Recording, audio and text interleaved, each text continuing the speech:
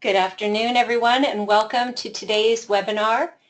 We will be hearing about independent living skills and resources for transition age youth this afternoon. And we do still have a few people logging in, so we'll give them another minute to do that.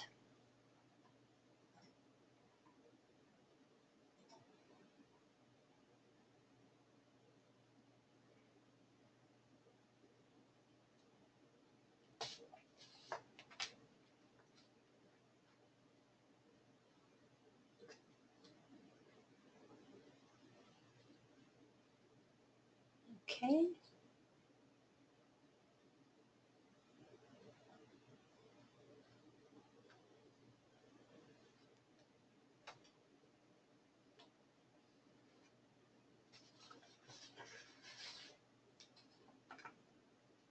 All right. Well, again, welcome everyone. My name is Kim Brown, and I'm with the Rural Institute for Inclusive Communities, Transition and Employment Projects. I will be one of your moderators today. Brenda Fredenberg will be the other, and Brenda will be helping with the questions this afternoon. Today's webinar is sponsored by Children's Special Health Services and is funded in whole or in part under a contract with the Montana Department of Public Health and Human Services. The statements shared in today's presentation do not necessarily reflect the opinions of the department. All attendees are currently muted. This helps to cut down on background noise so that all of our audience members can hear the presenter. Please note, though, if you do want to ask the presenter a question or make a comment, you may type your question or comment into the chat box. And if you don't see the chat box in front of you, look to the upper right-hand area of your computer screen. There should be an orange box with a white arrow in it. If you click on that box, it will open your webinar dashboard, and you should see the chat or question option in there. And please note that only the moderators and the presenter will be able to see what you've typed into the chat box. When we get to questions, Brenda will go ahead and read out the questions from what has been submitted through chat. And today's presenter will accept questions throughout the session, so if there's something you want to ask at any time, please feel free to type it in.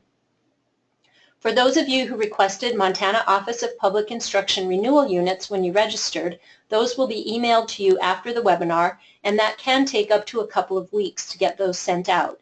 Please note that you do have to have pre-registered and requested the OPI renewal units in order to receive the credit, and unfortunately we're unable right now to issue other kinds of attendance documentation. Today's session is being audio taped for the Transition and Employment Project's resource library. The recording for the webinar will be posted to the Transition and Employment Training Archives page, and I will put the URL for that website or the website address in the chat box in just a few minutes. We'll load that as soon as possible. Again, it can take a couple of weeks to get the recording posted.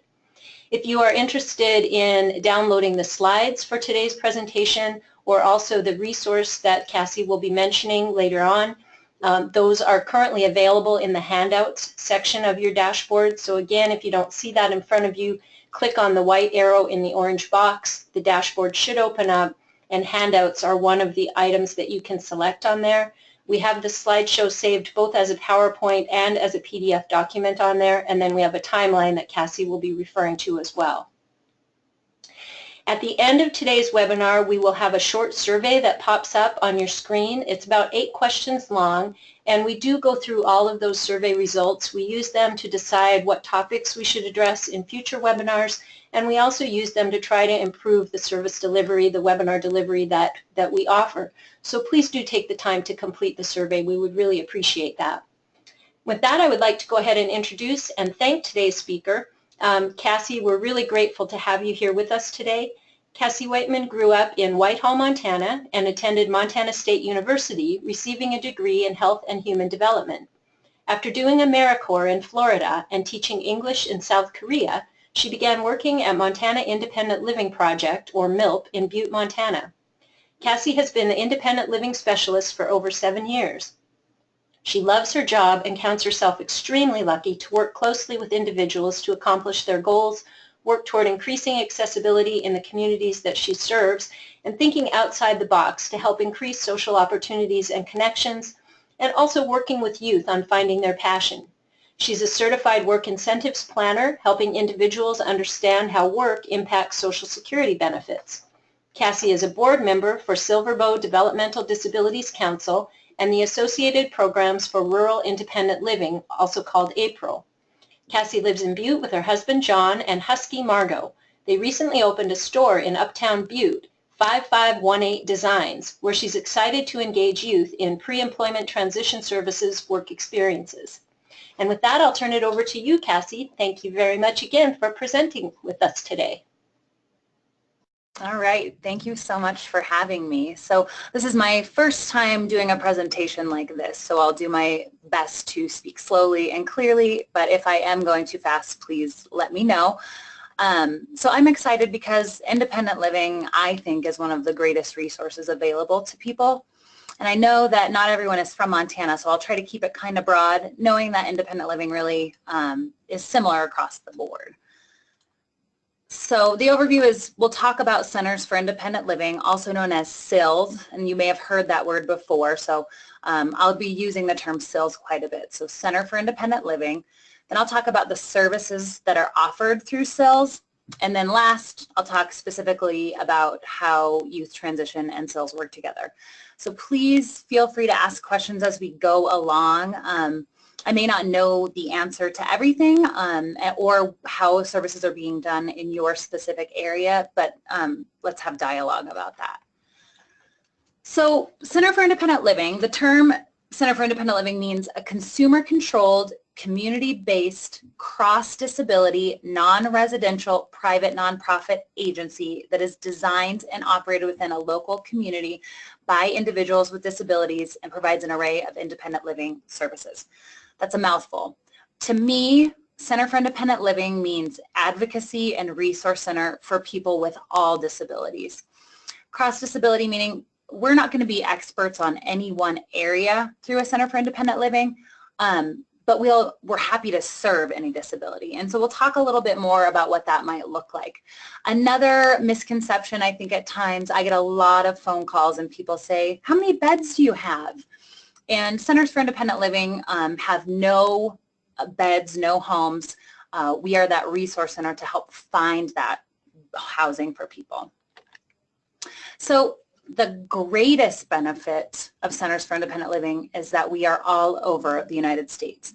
So I'll show you in a minute the website where you can get this information, but a lot of times people may want to move to a different state, different location, but they've got some certain qualities about their disability where they might need some services when they arrive at that next destination.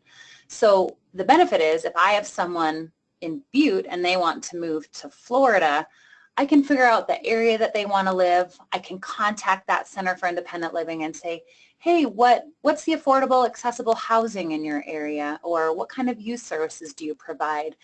Do you have someone that's available to go to the school with this family when they arrive so that they can understand their rights and how this all works? So lots of benefits to that. So I'm going to click on this link. And this is ILRU, Independent Living Resource, or what is it? Sorry. So it's the Independent Living Resource. It's a directory of Centers for Independent Living. So you can click either on the state that you live in or the state you're going to. So I'll click on Montana because that's where I am. And the map pops up and it lets you know where the Centers for Independent Living are located. So in Montana, we have 4 Centers for Independent Living. The main offices are in Missoula, Helena, Great Falls, and Billings. I'm right here, and this is a satellite office in Butte. So then you would just scroll down and you can tell the area where the services are provided. So for example, Billings serves basically this whole area of Montana, which is a very large area, but it'll list the counties served. So if you're moving somewhere or going to a community and you want to know the resources, you can kind of narrow it down. There may not be a center exactly in that community, but between all of the centers, we serve the whole state. And that's the same in every state. So if you go to Iowa or New York, you would be able to locate a center that serves the area you're planning on going to.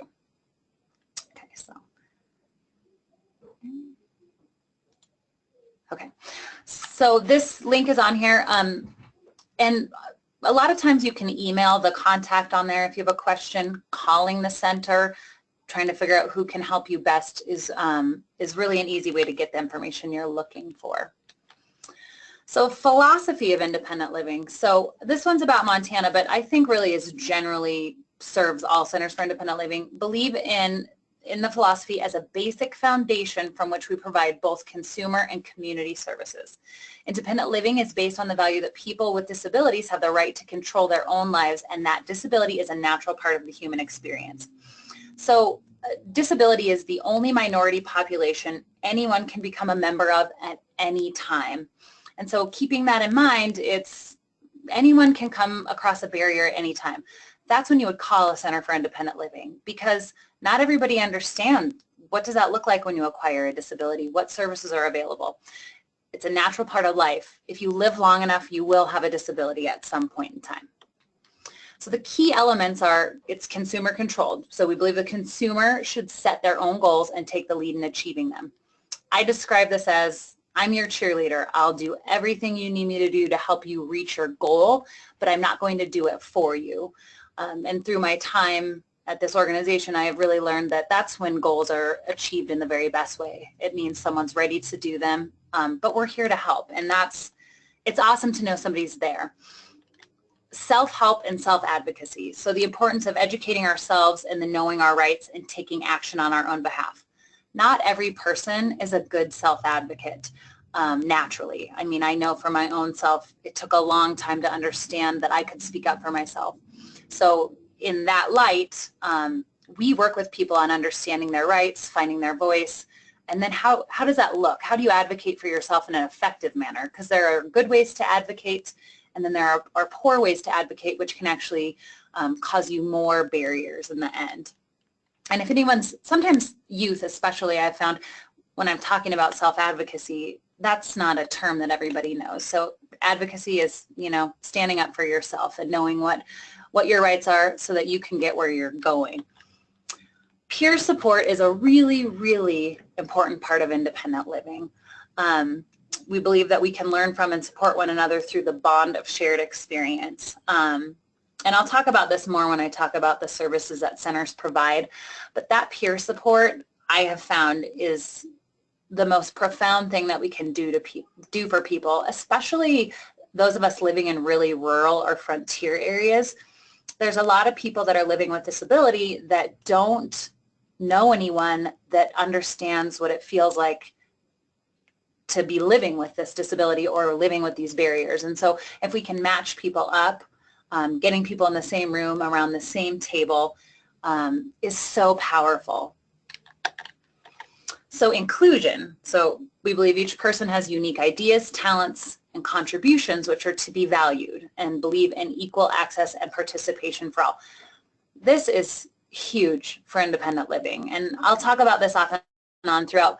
Inclusion is a lot of different things. So in your community, if somebody can't get into a store because the door's too heavy or the aisles aren't wide enough, that's excluding someone from that service. I have a lot of that in the town that I'm living in right now. So where Centers for Independent Living come in is we can help try to address that. How do we get people to where they need to be? If people are hosting meetings and they're held in inaccessible locations, a place with stairs but no elevator, a place where the doors aren't wide enough to get in, or there's not restrooms available, that's all keeping people from being able to participate in everyday life. So everyone should have that opportunity. Again, anyone can become disabled at any time. So how do we make sure that as we are going forward and our cities are making plans, that we're including all the people in our community? So cross disability. So Centers for Independent Living, if you have, multiple sclerosis, or if you have an intellectual disability, if you have mental health stuff going on, it doesn't matter, and we don't ask for documentation. If someone comes to my office and they say, I really need help with something, I believe I have a disability, that's great. That's all I need to know, unless something is more specific needed later. If you think you need help with something, I would urge someone, even if they're not sure if they have a disability, the word disability sometimes is extremely difficult for people to say. Some people don't want to say they have a disability, so I think that's okay. If you're experiencing barriers and you think you need help problem solving something, your Center for Independent Living should be one of the first calls that you make. So diverse cultural backgrounds. So we know that, you know, disability isn't just the only thing that you might be experiencing. You know, it's your race, your gender, your ethnicity, your religion, all those things, sexual orientation. People are all of these things and might have a couple things going on. We want you to come to the Center for Independent Living regardless of any of those things, because, and how can we help you in those other aspects of your life? You know, religion and disability, I mean, that could be, you know, I really want to have a discussion about how I can get into my church. Churches don't actually have to be accessible. And so it's lots of interesting dialogue, and how do we get people on the same page and to understand each other and where you're coming from. Social change. So we focus on changing society versus fixing the individual. This is really interesting because disability rights are human and civil rights, and maybe you have been working with somebody through the city government and they're not recognizing it as a civil right that you should be able to get into this business. Right now, we have a street that's being redone in our town, and the sidewalks are deeply inaccessible. There's no curb cuts. It's not wide enough. So they don't want to fix that sidewalk, but this is a part of a larger issue that we are keeping people from using these businesses. So just really thinking about how do we work on society's view of people with disabilities, how do we incorporate them into employment, how do we, you know, how is everybody treating each other, and how do we work together on solving some of these barriers that people are facing. And then leadership development. So I think this is one of my favorite parts about Centers for Independent Living. Sometimes, I mean, the goal of a Center for Independent Living is that if you needed help with something, we're here to help you, and then you would outgrow us because your skills, your confidence, you become your own leader, you know your rights, you become a self-advocate, and then you take that on into the community, and you're doing that independent living movement on your own because, hey, you know you have rights, and that you know you need to speak up if there are issues in your community or with you accessing services or the way you've been treated.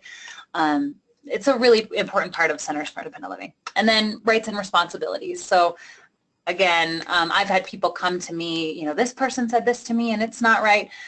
Part of the whole picture is getting the whole story and understanding, you know, what are your rights and your responsibilities in this, and how do we, a big example is the Americans with Disabilities Act. That is a federal law to protect people with disabilities in employment, you know, accessing businesses. And how do you understand that and then communicate your needs through that?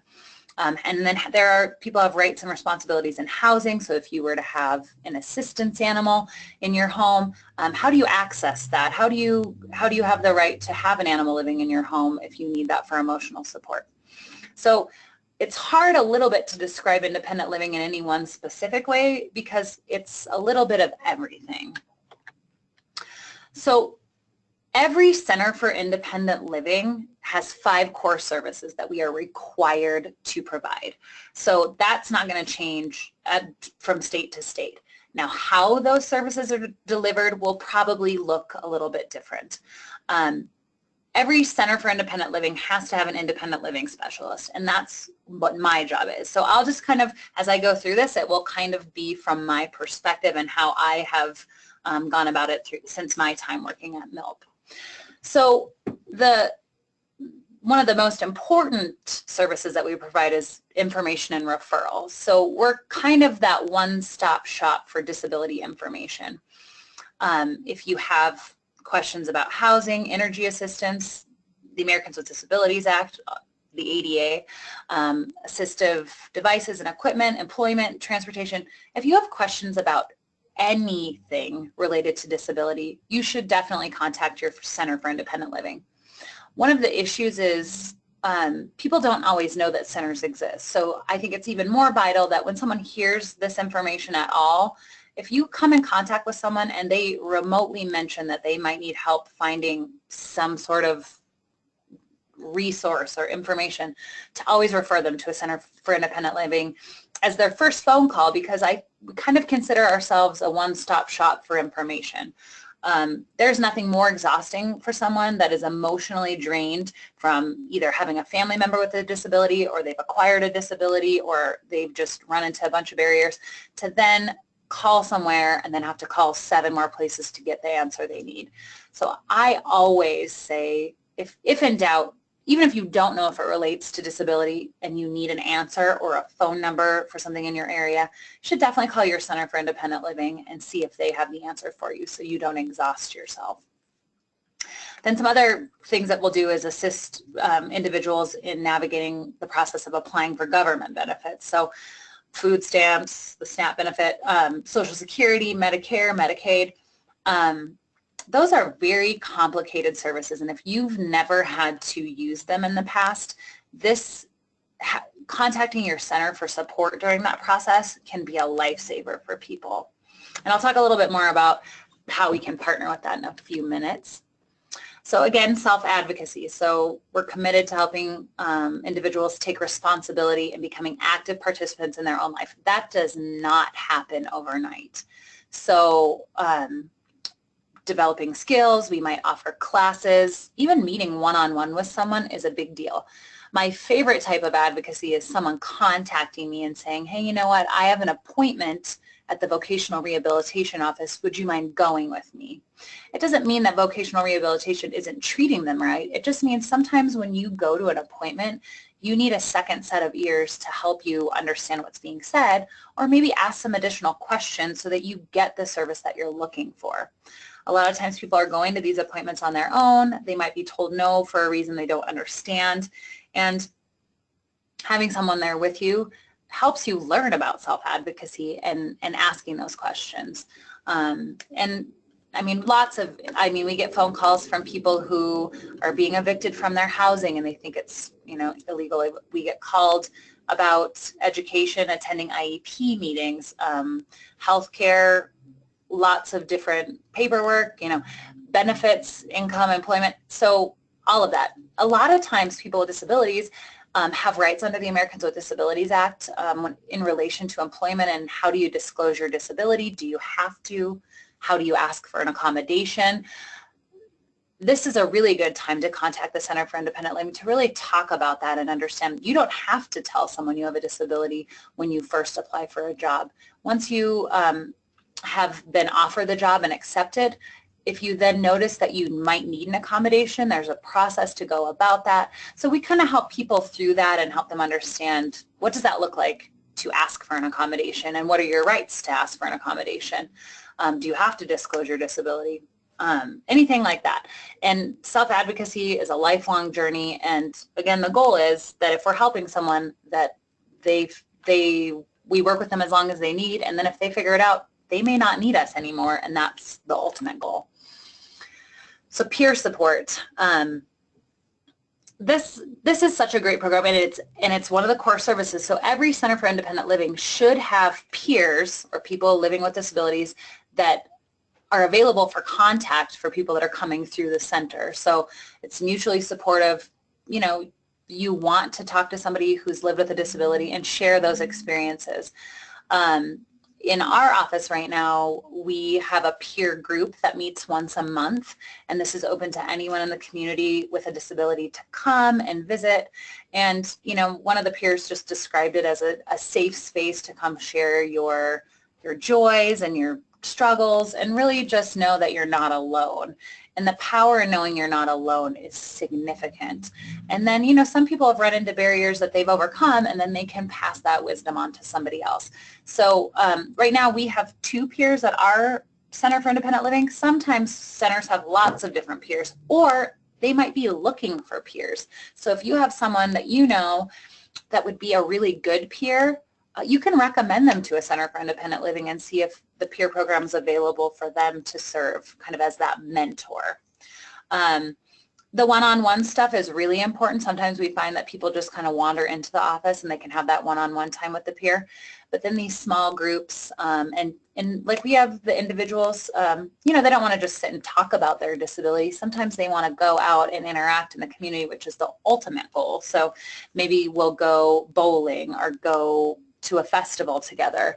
And we try to arrange it so that it's, cheap or free for people to go, but that, we're engaging in the community. We might go volunteer together, anything to get people engaged in activities that they're interested in. One of the biggest issues that I see is there's a lot of people that are living very isolated because of their disability. So this is such a good way to contact your Center for Independent Living and then see if we have a peer group available so that someone can be incorporated into those activities. Again, someone has to want to do that. I get calls sometimes from family members that are like, call them and tell them to come, which I will, but I can't make them come. They have to want to do that. So skills training. So the independent living specialist in each office, our job is to do some independent living skills training. And that looks a lot of different ways. So because it's cross disability, any disability, that could mean a lot of different things. Because we Centers for Independent Living are free services to individuals, so you don't have to pay for them. So if someone needs long-term support, we are not a good solution for that. If someone needs help with some skills training over a couple months, that's ideal for Centers for Independent Living. But if it's ongoing, really time-consuming work, because we're not billing for those services, it's difficult for us to do that for a long time.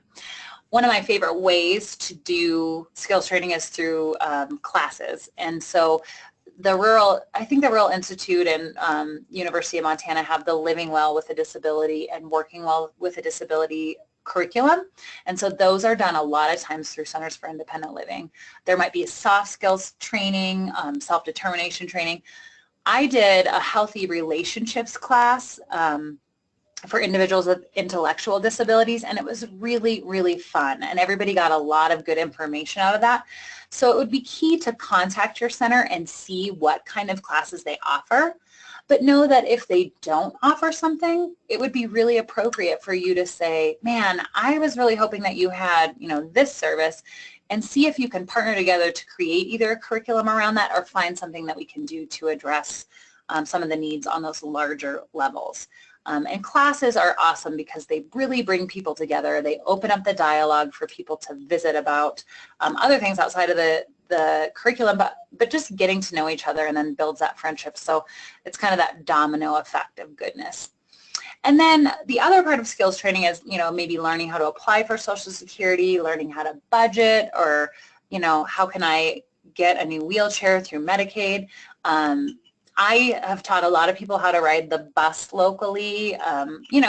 It's really one-on-one and tailored to the person. So don't let this be an exclusive list. This would really be a good time to say, hey, this person's looking for this. Is that something you can do? I would always call, regardless, because it's such a benefit to see, how can we partner with you?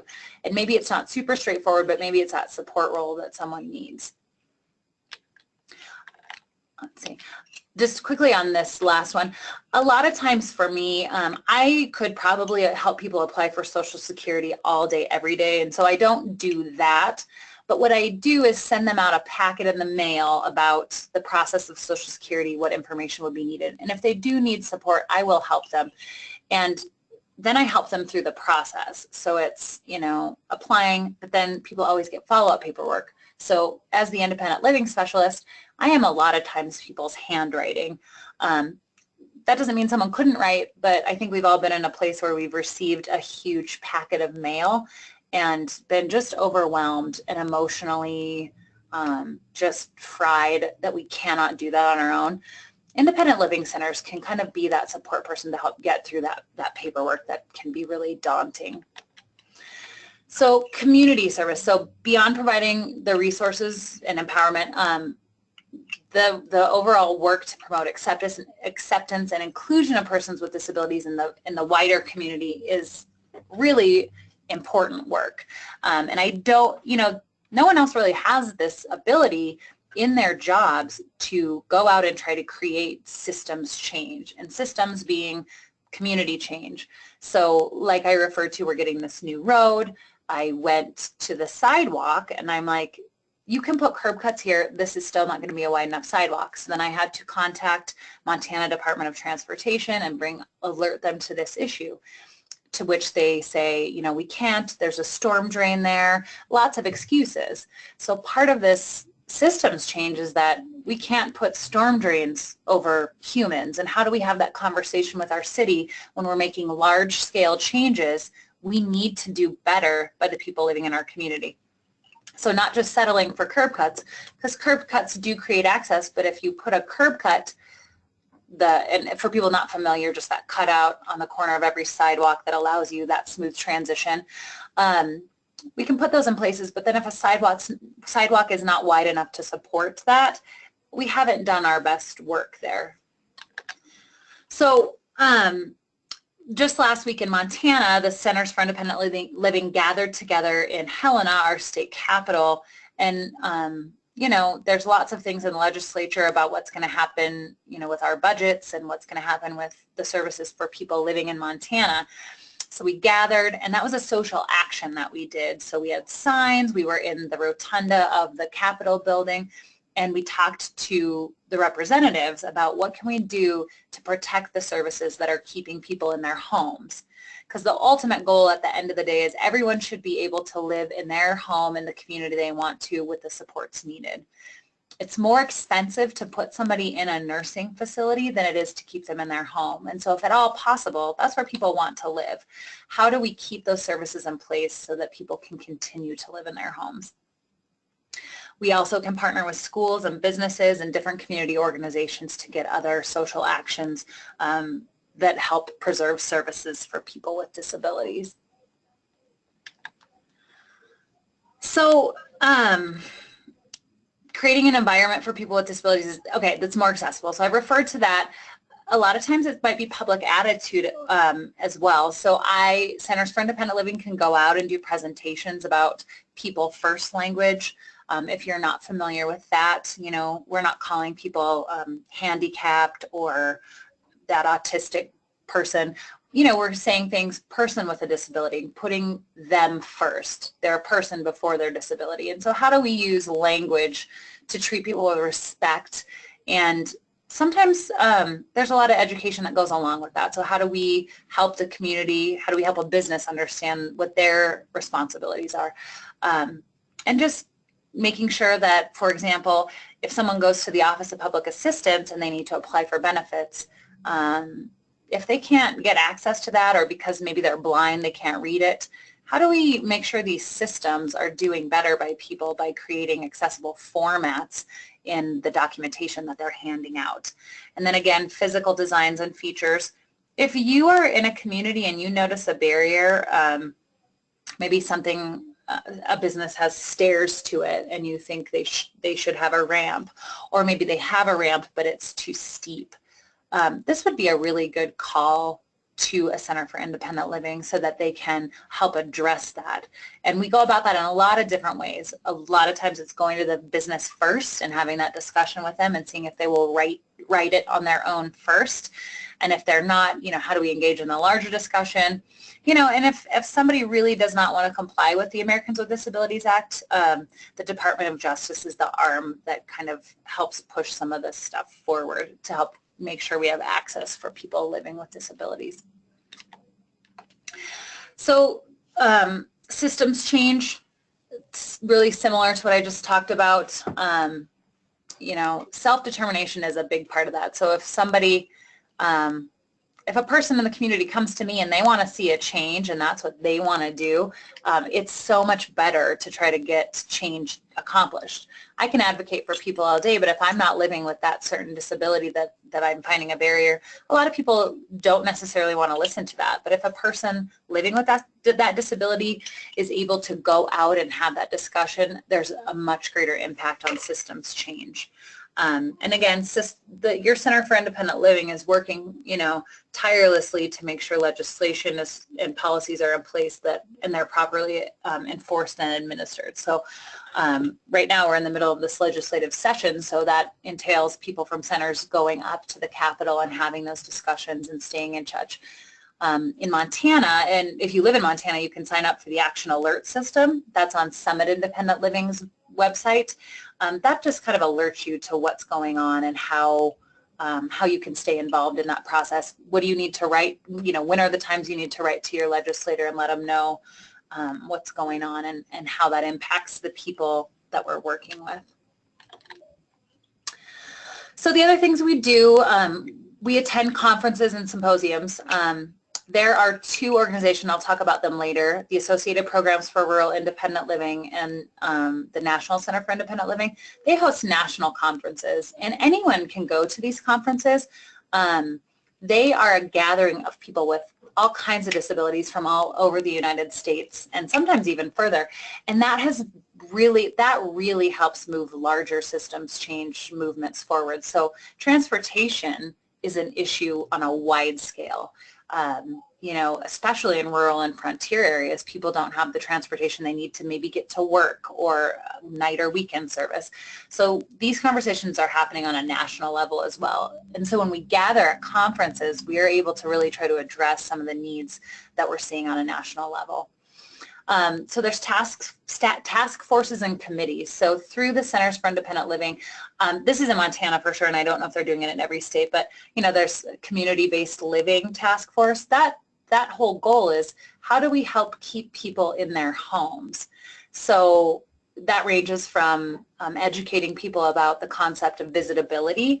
And if you're not familiar with that, that is building a home with one no-step entrance, doors that are at least 36 inches wide, and a bathroom on the main level. And that would be educating any person that's building a home on considering that as a building tactic, because again, we never know when disability may hit us. And so wouldn't it be nice if you broke even a leg, that you wouldn't have to climb up a huge flight of stairs to go into your home, those kind of things. To talking about how do we get more affordable, accessible housing in our communities. I know that Montana is in a shortage of that, and I think that's probably happening everywhere. And so how as Centers for Independent Living are we continuing to have these conversations about, getting the housing we need in our areas? There's also, a youth task force, legislative task force, things like this. But that keeps all the centers in the state in communication about what do we need on a state level. And then again, we always meet on a national level as well. So there's lots of levels of systems change that are happening. And then, writing letters to the editor, having, Facebook, all the social media, and then emailing our different representatives, and then testifying. And then again, this action alert is really important if you live in Montana to kind of keep abreast of what the issues are. And then any disability rights legislation, just really following up, making sure that everybody is on the same page, knows what's happening. It's just a kind of a constant advocacy. So if you in your community noticed anything that you think needs to be made better, a call to your Center for Independent Living would be the first call you should make, and find out who your ally is in there to help move some of this forward. We have the freedom in our jobs to do that. That's our job, because no one else is doing that. I can go out and talk to city employees and have these discussions, go to meetings, and I believe that's the same in most Centers for Independent Living. So this program isn't in every center, but I did want to bring it up. And it's self-directed personal assistance services. So in Montana, if someone is Medicaid eligible, they can hire, train, and supervise a personal care attendant in their home, which allows them to stay in their home. The coolest part about self-direct is you're doing just that. Maybe your sister, your brother, your aunt, uncle, mom, dad might be the person that you want to do the care. They can be paid to do that through the center. That's available in a lot of states. So if you are curious, I think that'd be great. So in relation to youth, maybe you have a young person that's growing up with a significant disability and needs some care at home. Up until the age 18, they will not be able to pay a parent for those services, but after the child turns 18, a mom and dad can be paid to do the care that they've likely been doing forever. Under age 18, an aunt, uncle, grandma, grandpa, sister or brother that's over the age of 16 could be paid to do that care. And it kind of serves a little bit as a respite program. It's a really, really great program that helps keep people in their home and allows them to have someone doing their care that they already know and trust. It's really, really good in frontier and rural areas where maybe a personal care program isn't available. It's not for everyone, but it is really good to know about. So transition services, so all, not just Montana centers, but all centers for independent living offer guidance to persons with disabilities as they move through each stage of life. So some people are living in nursing homes and they do not want to live there. So we help them navigate the nursing home transition process. So if someone calls me as the independent living specialist and they say, I need to get out of here, my job would be to figure out what housing is available, what community do you want to live in, will you need care in your home, do you need to sign up for the Medicaid waiver program, really helping them step by step understand what will it look like to transition. And again, as we know, transition is vital and needs to be done properly, because if that person in the nursing home just tried to move out, they could fail and then end up back in the nursing home again. So our job is to really help them navigate that process. Persons at threat for institutionalization, that's kind of where this comes in as well. So maybe someone was living in a home that had a lot of stairs, wasn't accessible, maybe the bathroom was on the second floor, and they want to stay home, but because of their different medical conditions, that current living situation is no longer going to work for them. How do we keep them in a home in the community by navigating the housing process, getting them care in their home? Might you just need a ramp? How do we get a ramp on your home? So there's lots of different ways to go about that. And every person looks different and their situation looks different. So how do we meet them one-on-one and sort out what they need? So now we'll talk about youth. So I think this is my favorite service. Working with youth with disabilities is really the best, because if we can get to them at a younger age and help them transition now, they are so much more likely to be successful later on. So helping youth with disabilities move from K through 12 education to post-secondary education, the working world, or living on their own. All those are really relevant to what independent living wants to help with. So just kind of an overview. So Montana CILs are working with national groups to stay on top of youth transition ideas and approaches so that we're offering the best service we can to youth. So the April Youth, that's Associated Programs for Rural Independent Living, they have a youth program. So every year in October, April has a national conference, which is incredible. They have a separate youth conference that I would highly recommend if you have a student or anyone you see, they don't have to have leadership qualities, but they will get them from going to this conference. It's incredible. The National Center for Independent Living also has that youth component now, and that one's a little bit newer, but either one of them on a national level, if you can send a young person to these conferences, it is life-changing. So the April Youth Conference this year is going to be in Spokane in October, and then the Nickel Youth is every July in Washington, D.C.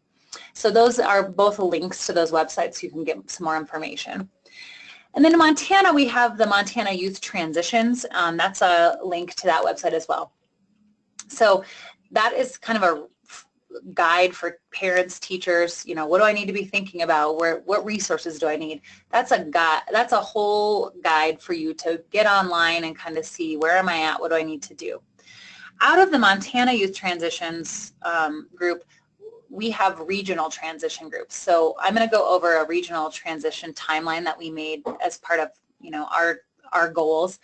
And those groups are really meant to address what's happening in our individual regions and how do we help teachers, parents, whoever get the information they need to make sure our youth have the resources and information they need to transition effectively. Below that is listed Montana Youth Leadership Forum. That's my life. Youth leadership forums are in almost every state, if not all, and so you should be able to just look up whatever state you're in, Youth Leadership Forum, and that should give you information about when that happens. In Montana, this happens every July in Helena.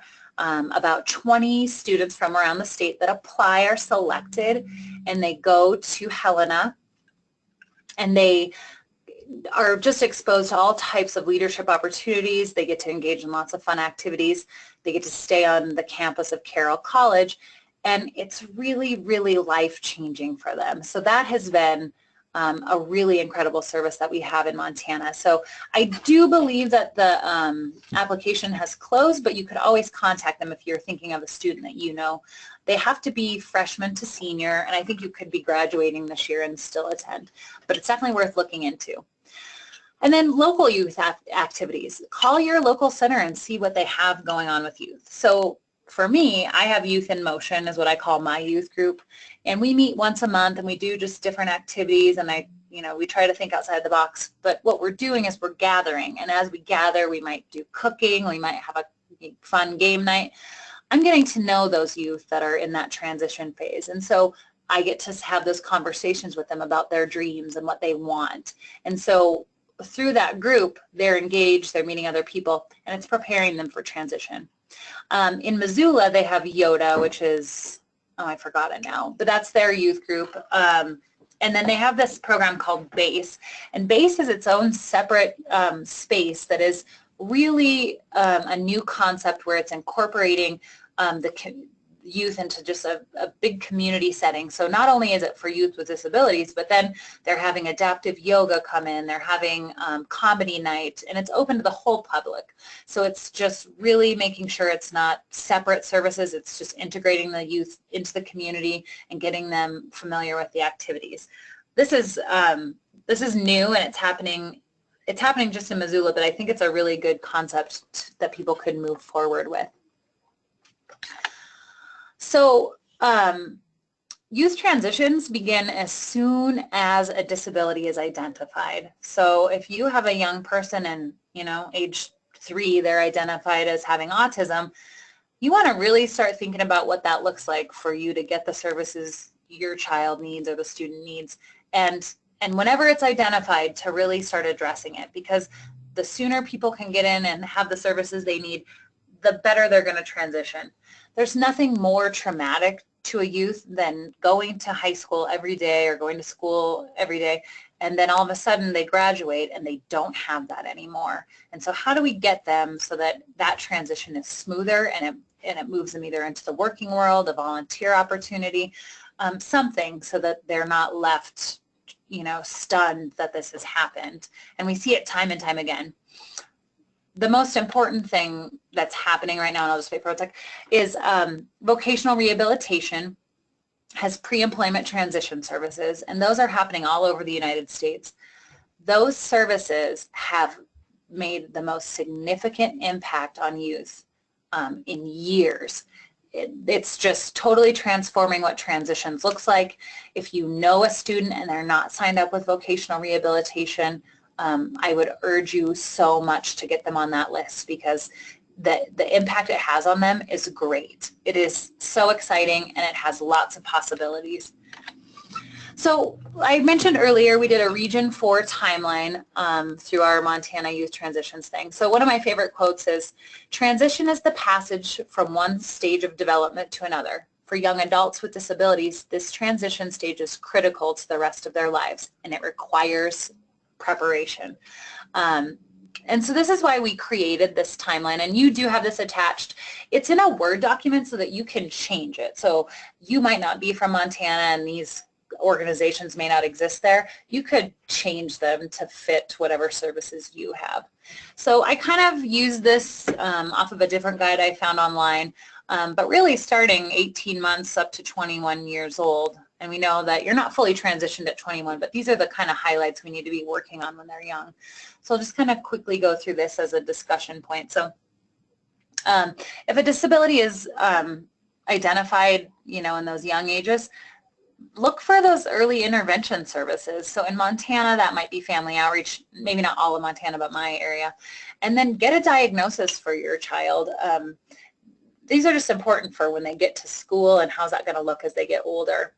So, IEPs, once they start, make sure you know who your support people are.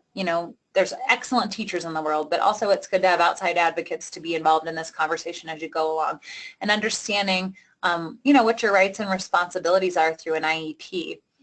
It's really important too that, your child may not be able to run their own IEP or understand it from a young age, but in the 6 to 14-year-old age, it's really, really appropriate to get them comfortable with an IEP and help them learn how they could run their IEP.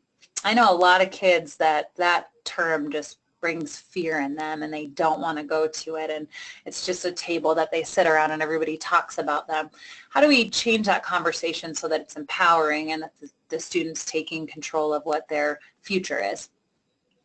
A big one that I always see with parents is sometimes parents that have young people with disabilities is, they'll do a lot of things for them and then they miss out on learning these important skills. So start teaching functional skills when developmentally appropriate in school and at home. So sorting items, social skills, taking turns, cooking, doing laundry. Those have a direct effect on their ability to get a job later. It's teaching them those skills. And so it's really, really important to put that on your young person to be doing those activities. And so you can kind of read through these things. Self-advocacy skills should really, really start at a young age as well. One thing that can happen too, and this is in Montana for sure, is if you can get a diagnosis at an early age, they can be put on the waiting list if they have an intellectual or developmental disability. A lot of times the waiting lists for those services are years and years and years long. And so the earlier you get that young person on the list, the better. So if you don't live in Montana, you should find out, what that looks like in your state. But in Montana, as soon as you can get information about the disability and if they have that borderline IQ, they can be put on the waiting list for those services. That can assure them maybe that when they do graduate, they can transition into having those other services, which might be supported living, just different opportunities that will make it more seamless. So 14 to 15-year-olds, make sure they're signed up at vocational rehabilitation. They'll qualify for the pre-employment transition services. These services are, again, so, so important. It's hard sometimes because I think parents live with their child and they don't know their abilities because they don't have anything to compare it to. We are getting young people that maybe you otherwise would have thought, well, I don't know what they can do. And we're able to think outside of the box and come up with employment opportunities that are really transforming them. I had a young man that I had been working with, and pre-employment transition came available just before he graduated, and he really didn't talk much, was on the autism spectrum. His mom was able to communicate with me that he really enjoyed music, and I was able to match him up at a record store. And from a young man that wouldn't even speak to me, he started asking me how I was. He was taking the lead at this record store, and really it changed who he was. Now he's moved on from that work experience and he's gotten his own job at a local pizza place, and he's even advocating for more hours for himself independently and on his own. And this was a student that a teacher said to me, what are you going to do, get him a job looking out the window? And that's so disheartening because, I think sometimes people get really worn out and they can't, they don't know what the solutions are. But it's good to get a second set of eyes. So having vocational rehabilitation, calling your Center for Independent Living, working with job coaches, between all of us working together, we can try to find something for anyone. Anybody, everybody can do something. And so we need to start looking at all these young people that way. Then meeting with developmental disabilities case management, if that's applicable, starts happening in the 14, 15 age, and that's different between states. Then finding opportunities for community involvement. So job shadowing is a great way. I love matching students up with job shadowing. I took a young man to the police department, and it was so fun because he had the best time. He learned all about how it works. We got to go on a ride along. But at the end of that experience, it was more profound for the police officer and all the staff that was able to meet this young man and really look at him with new eyes and look at his potential as a potential employee. And it's just a really positive, powerful community impact. Extracurricular activities, getting these group of young people together so that they can go do things is really, really special.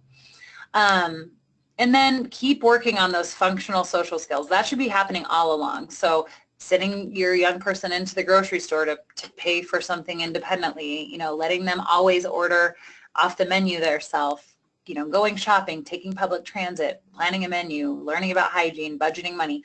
All of those things are so practical, and they really have a direct influence on how employable the person can be later. And self-advocacy, again, this is a lifelong teaching lesson, and especially for healthcare. Okay, you need to take your medications, take them at the same time. And if they can't remember to do that on their own, how do we use technology to help prompt them? And if you don't know the answers, call your Center for Independent Living and ask them to help you problem solve that. How do we help them learn about making appointments and keeping them, and and understanding their health and how to take responsibility for that? That doesn't mean that somebody, that they're going to do it all on their own, but give them some of that power. So then by the age 16, you're starting to think about transition IEP goals. And so that should have a really big team around it to help make sure that people are ready for when that transition age comes. Keep all of the appointments with vocational rehabilitation, get those work experiences happening. Some of those work experiences turn into jobs because it's done as a work experience. Vocational rehabilitation can pay the wage to the student, so it doesn't come out of the employer's pocket. There might be a third party that pays that. And so it's really no threat to the employer. They're just serving as just a mentoring space for them to learn. But that has resulted in employment opportunities. We had a lady that's an excellent job coach here. She brought a young man to help with Habitat for Humanity building program. The kid was laying tile. Another guy that owns a tile company saw him doing that, hired him on the spot. He wasn't even using pre-employment transition services anymore. He got a job outright from that. So you just never know what's going to happen with those experiences. Encouraging independence, constant. Talking about where do you want to live when you get out of school. Some housing has really long waiting lists. So how do we work together to get you on those lists, and what is it going to look like for you to live on your own? Are you ready, and how do we prepare you for that? I'm going to talk a little bit more about this later, but really talking about guardianship, because parents should look into alternative forms of guardianship first and foremost, like limited guardianships or powers of attorney. Guardianship is a last option because it removes all the rights of the person. And just because you get a guardianship doesn't fully protect the person. So what could you do to help get everything in place to make sure that they're cared for if guardianship is not appropriate? There is some people that guardianship is very appropriate, but you have to plan ahead for all of these things. And then understanding financial literacy, getting a driver's license, and then exploring, adult services and medical providers. And then finally, the age 18 to 21, making sure they register to vote. That transition, if your student had SSI or supplemental security income, and then they're going to turn 18, you have to be recertified for that. So what does that look like for you to make an appointment for Social Security to continue that benefit? If they have never applied for Social Security, some young people, they can't. If you need to apply for Social Security, what does that look like? And you can call your Center for Independent Living, and we can help with that process. Same thing, keep vocational rehabilitation in there. They have other funding sources outside of their pre-employment, so once you graduate, there might be work experience opportunities. And then teaching responsibility and self-advocacy for healthcare, same thing, medications, talking with doctors, making appointments. And then contact outside agencies to just stay in touch with. And some students are going to go on to college, and so that needs to be planned ahead. And so pre-employment transition services can help with that as well. They can, schedule students to go to different colleges for to tour the campus and see if their disability services are appropriate, things like that. So how can Centers for Independent Living help? So answering questions. Any question you have, we'll try to help find the answers. That's my philosophy, and I hope that's the philosophy of other Centers for Independent Living. I hate nothing more than when someone calls me and says, oh my God, where were you 6 months ago? I needed this help so much. It was so stressful. But sometimes they don't know about it. So our goal is to really try to get out there, promote it. And then if there's any questions, whether you think they're appropriate or not, you can call the center and see if it's something we can help find the answer for.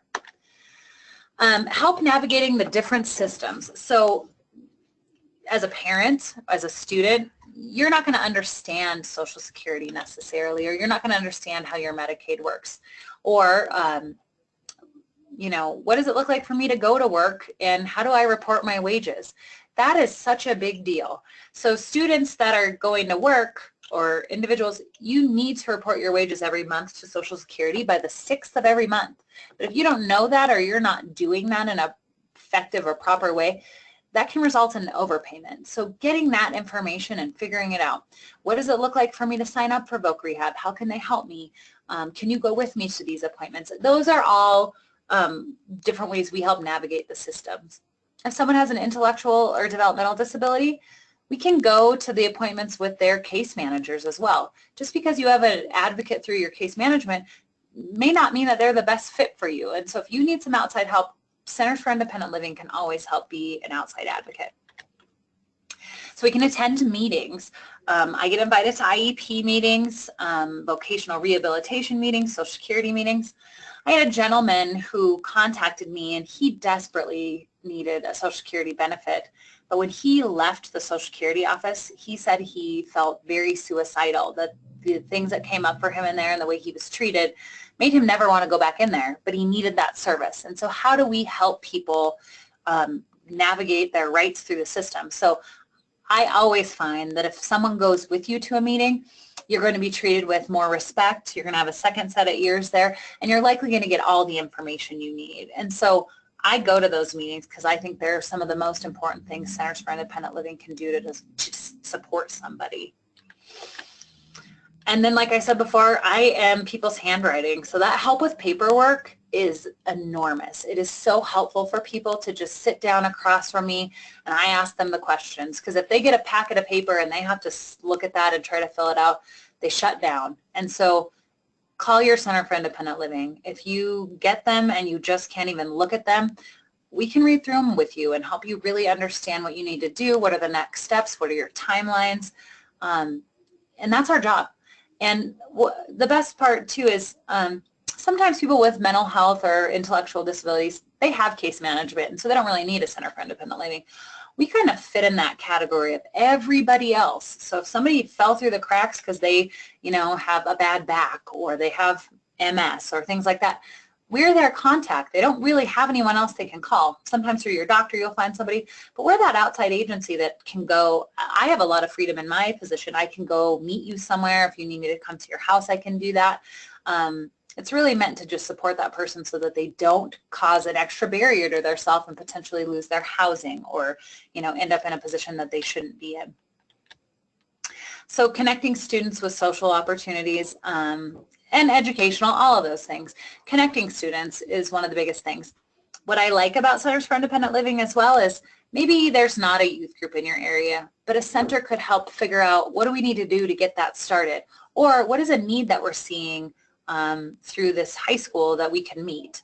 So I'm going to partner with the high school in this community, and we're going to do a self-advocacy class with those students. And then if we see another need out of there, we can try something different. Another thing that I'm doing with the high school is we are doing a real life fair, which is a gathering of all the service providers in our area to help, you know, connect students and families with those services. And we've done it, this will be our 7th year, but instead of doing it, you know, real formally, because the students don't care, a lot of times they're just there because they're out of class, we created a passport. So when they visited with a service provider, they got a stamp and then they were eligible for prizes. And that worked well for quite a few years, but this year we're going to really turn it into the game of life. And so I think that will be really exciting, and it will involve money and, you know, scenarios. So we're always trying to think outside of the box to really meet the need of how do we help youth transition in the most effective way, and how do we get the information out to the parents, family members, teachers that need this the most. And then helping students find their voice through group and individual learning. So again, that self-advocacy, self-determination, just giving them a safe space to talk about it. That directly relates to how are they going to be involved in their IEP? How do you have a voice in your IEP? How do you help set your transition goals? And how do we create an atmosphere where you know, headed into adulthood, what you want to do, who you want to be, and how you're going to get there, and how you're going to advocate for yourself. So skills training, like I said, I've helped a lot of people learn to ride the bus. I can help them learn how to cook for a little bit, budget, soft skills. Soft skills are all those little things that come with getting a job, you know, speaking to someone, shaking hands, what do you wear, all those things. Really using Centers for Independent Living as an opportunity to help your student. A lot of times, students don't want to listen to their parents when they're trying to tell them even maybe the same information that I would tell them, but that outside influence can sometimes be really helpful to helping them get the skills they need. And then understanding how working impacts Social Security benefits and how to report wages. I don't know that every Center for Independent Living does that exactly, but I think every Center for Independent Living should be able to help you understand what you need to do. So for example, if you have an SSI benefit, there's an app that you can report your wages through. There's a telephone number you can report your wages through. You can, go to the office and turn a copy of your pay stubs in. There's lots of ways to do that. But then there's also, impact. If you work, then your SSI benefit may be reduced. And so if your center doesn't know how to talk about that, then they can refer you to someone that can. But knowing that you need to understand that is really important. Finding volunteer opportunities in the community. I love getting people together and going out and helping, get ready for a festival, have a table somewhere. Really, you never know what could result in a job opportunity for someone and if I take them out and I can see what a good worker they are or that they need a little bit of grooming, then I can be a reference for them on a resume or an application. So it's got a really wide range of goodness, and the volunteer opportunities, giving back to your community is always a good way to use Centers for Independent Living to incorporate people into the community in different and unique ways. And my favorite part is advocacy. So sometimes you just need that second set of ears and a voice to get the right answers. So sometimes that's saying, well, they told me no. And it's like having that conversation of saying, well, how do I make your no a yes? Because if someone really wants something, a Center for Independent Living should be there to help them find the answers to get there. Everyone has a goal. Everybody's always working on something. But sometimes we need someone by our side to get us there. And so call your local center for that. And then if you have any other ideas of things you're like, God, I'd really love to see this in my community, I think contact your local center to see how can we partner together. We just, for International Women's Day, my center did just a fun fair and a ladies fashion show. And so one thing we did was we partnered with Maurice's clothing store, and we had 25 ladies with disabilities, wide age range, and we brought them in. They all got fitted. We partnered with a local business to have them get their hair, or a local salon to get their hair done. Another business did their makeup. And so it was all of these really good influences. We really infiltrated all these different business worlds and had this fashion show the best thing you've ever been to. And so how do you come up with ideas like that, and how can we help communicate with other people? Because the more we're incorporating people with disabilities into the community, it's having that wider systems change effect where they're not looked at as, oh, that person with a disability. They're looked at as a potential customer, a potential employee. And the goodness of having those partnerships just is awesome, and it can come up in lots of different areas.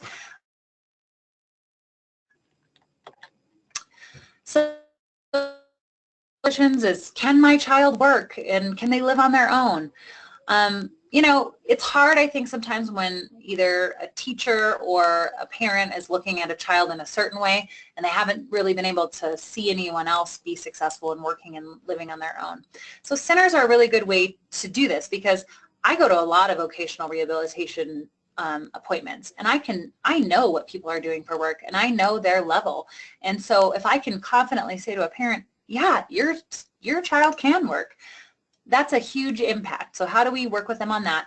And then also, like, my kid could never live on their own. Well, they probably can live on their own. We just need to figure out what supports they need and what does that look like for them to live on their own, knowing that it's not a quick transition. It's something that you must work up to. And so how do we get there? We can always help with that, and we love to help with that. And then again, talking about guardianships and what are the alternatives to guardianships. You know, there's powers of attorney, durable medical, there's limited guardianships, there's payees. How do we look at a child or a student and keep them the most independent that they can be? Everybody wants to have a say in their own life, and so how do we respect that, but also give them the protections they need so that they're safe? And I think this is a really good conversation to have with your Center for Independent Living. If someone at your center doesn't know the answer to something, I always welcome that as an opportunity to learn. We don't know everything, but everything is a learning opportunity. So what I've done once with someone will always radiate a benefit to someone else I'm going to come across. And we haven't seen everything, but that doesn't mean we can't help answer it. Okay, so I'm kind of coming to my final slides here. So who should contact Centers for Independent Living? So teachers absolutely should contact us. So IEP advocacy, you know, questions about adaptive technology. If you know there's a family that needs help navigating the transition process, absolutely give them our information. We partner with the pre-employment transition services to offer self-determination education, life skills education, employment. So because most schools or a lot of schools got some pre-employment transition with Center for Independent Living to do some of that skills training, offer education, and use some of that money for that. That a lot of times I'm talking to teachers and they have families that they know need the help, but sometimes getting those families to follow up is difficult. So how can we work with you as a teacher to help make sure that we can get them the right information they need, and how can we, you know, kind of hold their hand through the process? I'm still working on figuring out how the best way to educate or to get parents involved and to show up at things. It's hard. Parents are, you know, living day to day trying to get things done, you know, that day. So looking ahead for transition is really challenging, and that's why you should really incorporate your Center for Independent Living to help with that process. And like I said, I partner with my teachers to do self-determination class, coming up with a real life fair, you know, working out what can we do to get good speakers in here? Can I come sit up at your PIR days? You know, what do we need to do to get the information? I think it's a lot of pressure on teachers to know all the resources, and I don't think it's always possible. You're really, really busy as an educator, and so if you don't have an answer, call your Center for Independent Living and say, hey, I had a family come in, this was their question, instead of you trying to research it or, you know, put it to the side and it gets lost. Really call that center and engage them in that conversation so that we can take over what the need is. I just think the partnership between CILs and teachers is one of the most important connections. And again, call with any questions. And just if you know an IEP is a good time to invite a Center for Independent Living staff, you know, work with that family on getting them there. Service providers, so job services, vocational rehabilitation, case managers. Because Centers for Independent Living don't bill Medicaid for services or anything like that, we can just help with any of it. I partner with my job service all the time. They'll get someone with a disability that needs help being educated about, you know, disclosing disability, things like that. They'll call me, and and then we work together on that vocational rehabilitation. Voc Rehab is just a natural connection for CILs. Everyone that goes into vocational rehabilitation that is approved for services has a disability. So we should always be in the forefront of your minds as someone that you should refer these individuals to if they have questions outside of Voc Rehab. And then case managers, just same thing, just really all working together because we can help with a variety of things. We're always an outside advocate. We might have a different perspective or different information, helping them with reaching their goals, learning about the ADA. The Americans with Disabilities Act is a big, big act, and so this law, we can help kind of investigate how does this apply to this person, and connect them to more individuals and have more social connections, and really just that one-on-one meeting time allows us to tailor things to the individual's needs. So youth, I think, sometimes youth aren't going to be the ones to call, but youth should definitely be connected to CILs. So learn about what youth programs are available. That's a real natural connection, going to IEPs. And then assisting. Some youth know what they want. They want to live on their own. They have an employment goal, but sometimes their families don't support that. So, we can help them as soon as, especially as soon as they're 18, we can help them work toward those goals independently. Sometimes some of those family dynamics can be some of the most challenging, and so how do we work with the youth and the family to understand what's the best method going forward and what is the safest, most successful plan we can have. And then parents and family members learn about what programs are available, have the center staff help you navigate the various systems and find out what adult services are important for your student. Engage the staff with your student to build independence. I have a young woman who had cerebral palsy, and she started coming to the center, and then I was helping her, and we were talking about all kinds of things that she wanted to know about. She had lots of questions about sex and health and, being independent, living on her own, lots of things. And so those were things her and I were talking about because we could do it in a confident setting. And then when she'd leave with her mom, I'd see her mom do everything for her. She had the ability to transfer, but her mom would pick her up and put her in the car. And so so then we had a discussion about what does it look like for you to let her do all these things, because that builds independence. And you could just see the transition of it's difficult for family members to let go of some of those things, but how do we help make sure your student or your child is on the right path that is going to make them the most independent and most happy they can be? And then, understanding how to help your student be independent while not taking away their independence. This one's challenging, but it's really good to have someone you trust and be an outside advocate, because maybe a parent wants to go to these meetings, but they can't, their schedule doesn't permit, or they know that their student needs to find their own voice. So sending someone from the Center for Independent Living with them can really help build those self-advocacy skills. And then again, paperwork. That is just a huge part of people's lives, and we're here to help. And then anyone can call. So if you have any question related to disability, and even if it's not related to disability, you just think we might have the answer or you might need help finding the answer, we will, if we don't know, we'll do our best to figure out the answer. I stand by that myself, and I hope that other centers do as well. It's just really important that you don't call everywhere and become exhausted, because that's when people give up, and that is the last thing we want. We really, really want to be that place for people to call. And just, we can't be everything to everyone, but sometimes we can be that just very little thing that you didn't know you needed that got you to where you were going. And so as intensive or as minor as it might be, we are here to help. So that is everything.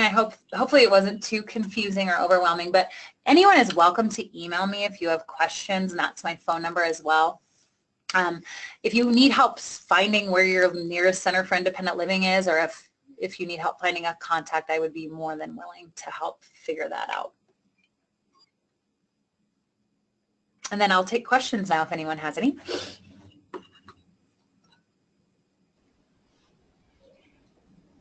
And Cassie, while we're waiting to see if any questions come in, this is Kim, and I'll just issue a few kind of closing reminders, and then we'll check in with Brenda on questions. Please remember that a short survey will pop up on your screen when you log out today, and we really do encourage you to take the time to answer the 8 questions that are on there and give us your feedback. We will be having a pre-employment transition services webinar titled Classroom-Based Pre-ETS Activities on April 13th from 10:30 until 12 o'clock noon. The flyer for that went out a few days ago. It is also, the flyer and the registration information is posted on the Transition and Employment Projects training page. And the website address or URL for that is in the chat box or the questions box on your webinar dashboard. And then our next Children's Special Health Services webinar will be looking at health and transition, and that will take place on May 23rd from 1 until 2:30 Mountain Time. We are still developing the presentation for that health and transition webinar, so if there are any specific things related to healthcare transition that you would like us to address, if you could include those on today's survey, we would really appreciate that. Just a reminder that the recording for today's webinar will be posted to the Transition and Employment Projects Training Archives page, and again, the website address or URL for that is in your chat window or your questions window. And now I'll turn it back over to Cassie and Brenda, because it looks like we might have a couple questions. We'll see.